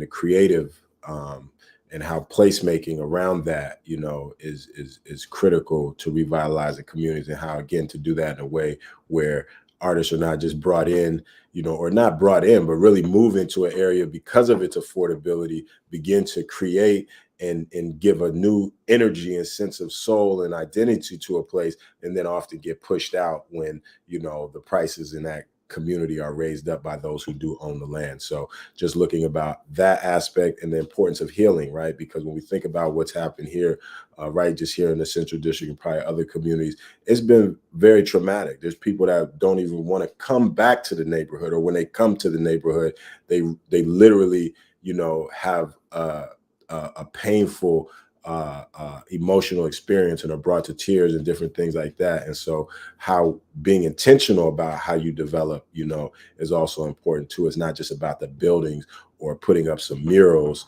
or a statue, but really thinking about how is this development done in a way that provides opportunities for healing and restoration where trauma is taking place. So that's just the overview of, the amazing guests and the topics that we'll be addressing through this series. And we definitely invite folks to join into the conversation, to learn and even contribute.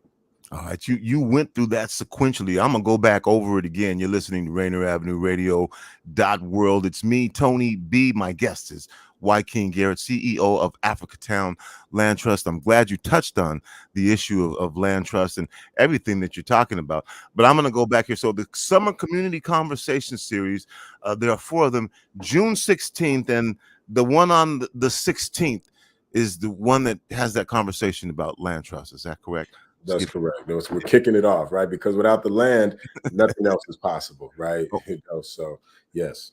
And that's on the 16th, and then on the 23rd, again, quickly, the conversations on the 23rd will center around. Preserving community cultural heritage through affordable housing with Krista Stoneham of the Houston Community Land Bank. And June 30th.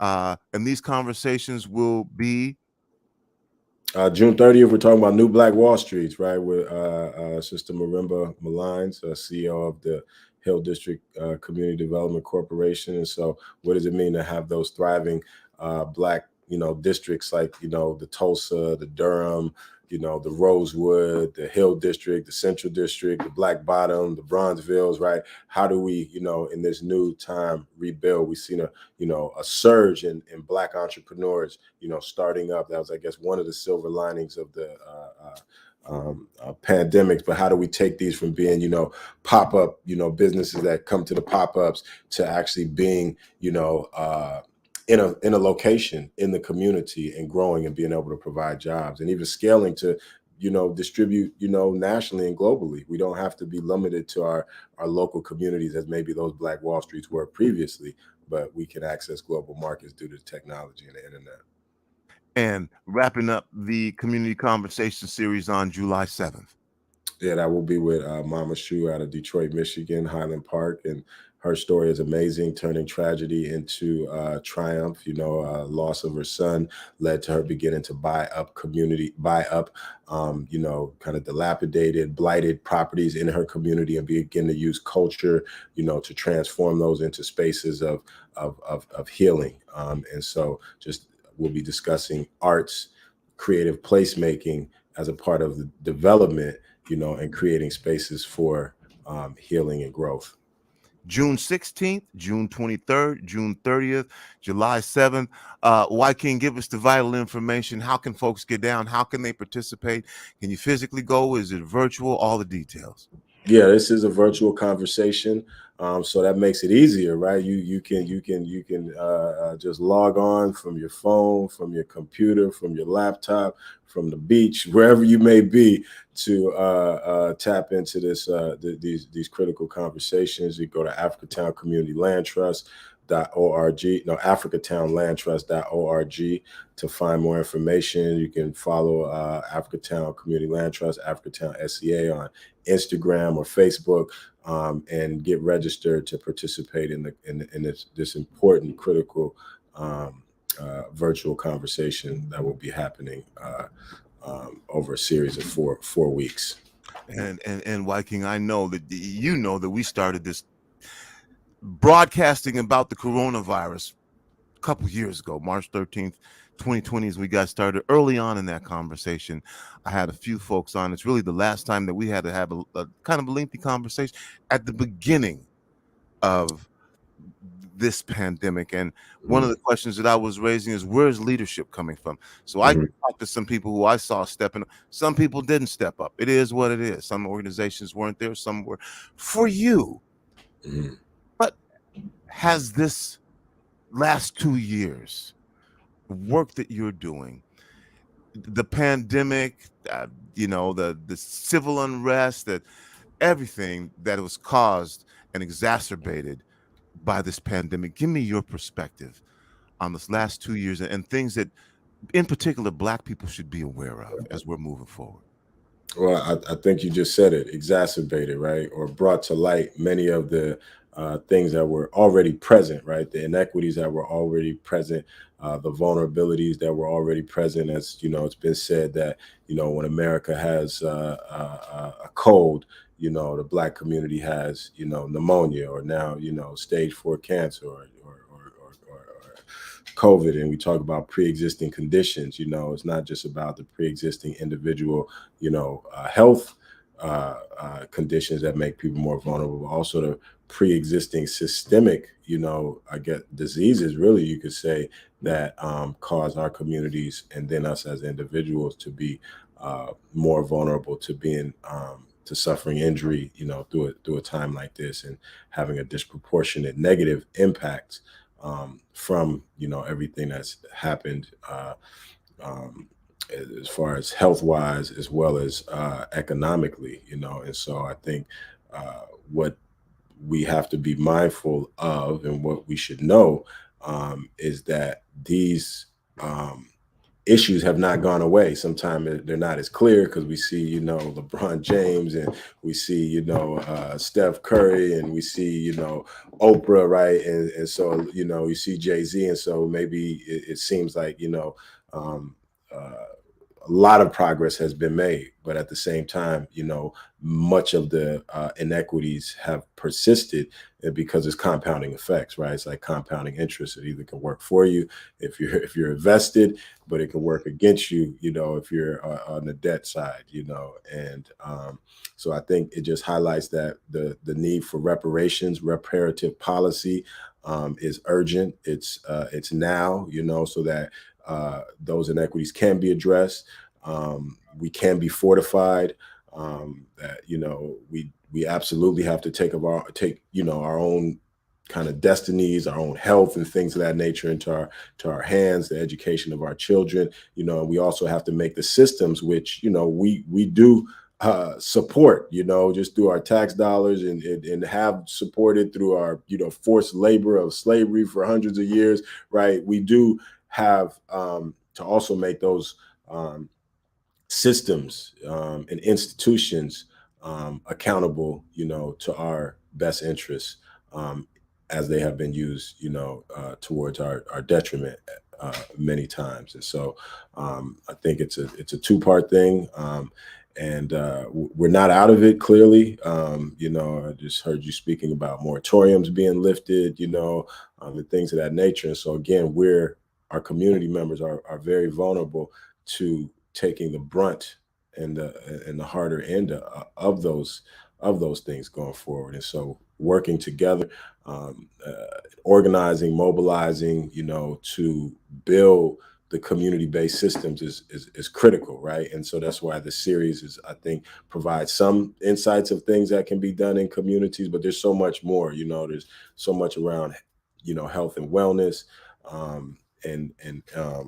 we also have a large amount of resources, a historic, unprecedented amount of resources being distributed into the country from the federal government, trillions of dollars, in the form of, recovery, in the form of infrastructure. And we also have to be focused on making sure that those resources are going to, again, contribute to repair, restoration, and equity in this city, in our cities, our communities, our society.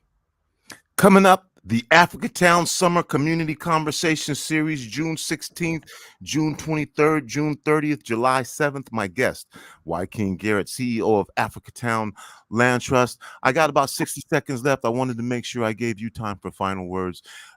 Whatever you would like to say to those who are just listening, those listening and watching now, you have the floor.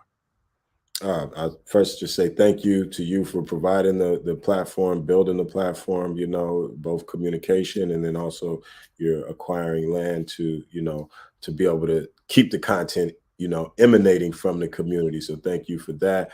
Thank you to all those that are, listening and tuning in. And I would just say, tap into the conversation, get activated, embrace your power. A lot of times we think about what we can't do. We think about these big systems, but a lot of times it is just your voice, getting involved, showing up, sending an email, making a small contribution that adds up and pushes us, towards the world that we want to see in the communities that we want to see. So definitely tap in, don't tap out, embrace your power and join in the work. Many hands make the work, light, right? That's the whole saying. So I think we have a lot of opportunities, that are just as big as the challenges that we face. So let's embrace our power to be, in the words of Brother Will Jimerson, be great on purpose, right? And let's leverage all that we have. Thanks.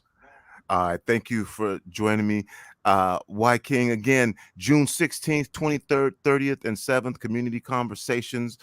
Make sure and tune in for that. We're just about out of time here. I do want to remind everybody we'll be broadcasting live from 2 o'clock to 4 o'clock tomorrow. An event to end gun violence. They will never be forgotten. Keynote speaker will be Seattle Mayor Bruce Harrell. And then on the 18th, we'll be in Renton at Renton Stadium, broadcasting live from the United Way Doug Baldwin Barbecue, community barbecue taking place there. The next day, very next day, we love this. We get to get back out in the community again at the Atlantic Street Center Juneteenth celebration, 11 to 3 for that as well. So we're excited to be able to get back out in the community. That's it. That's all the time I have. That's going to do it for the kid. It's me, Tony B, saying, remember, whether you believe you can or whether you believe you can't, you are probably right. I'm out. Peace.